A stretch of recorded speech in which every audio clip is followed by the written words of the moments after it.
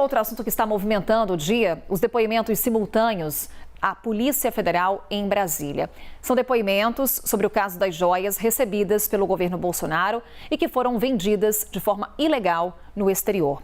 A gente acompanha aqui no nosso telão, foi um material produzido pelo nosso outro Leandro Rezende, em que a gente vai mapear exatamente quem são os depoentes e quais são os pontos chaves da investigação que envolve, por exemplo, o ex-presidente Jair Bolsonaro. O que os investigadores podem perguntar? Qual que seria a linha de investigação diante do que a Polícia Federal já tem em mãos? Quando falamos de Jair Bolsonaro, ex-presidente da República, Leandro Rezende destaca perguntas que devem ser feitas ao ex-presidente da República, entre elas, quem solicitou que ele recomprasse as joias vendidas nos Estados Unidos?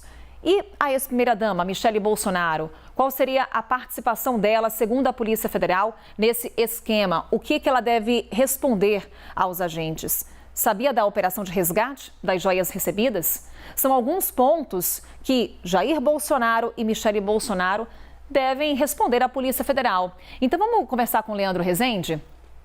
Leandro, essa foi a ideia, né? A gente tentar mapear um pouco para que lado esses depoimentos devem seguir.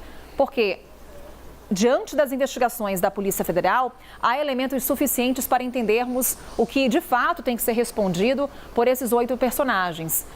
Falando do ex-presidente Jair Bolsonaro e de Michele Bolsonaro, qual que seria o envolvimento deles no que a Polícia Federal chama de trama criminosa, organização criminosa?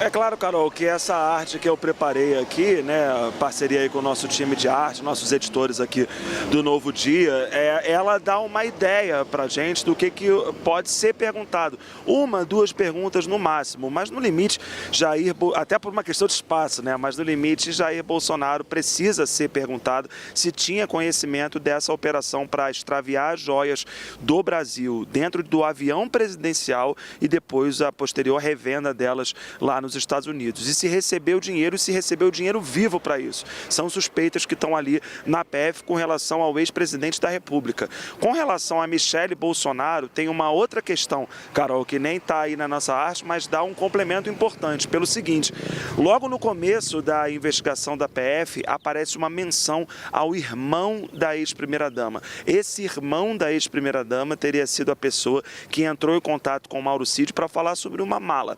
Essa mala continha 2 joias ali, 2 esculturas douradas, segundo a Polícia Federal, que depois se soube que não tinham um grande valor, mas essas esculturas eram objeto de interesse do irmão da ex-primeira-dama. Então ela certamente também vai ser perguntada sobre isso, Carol.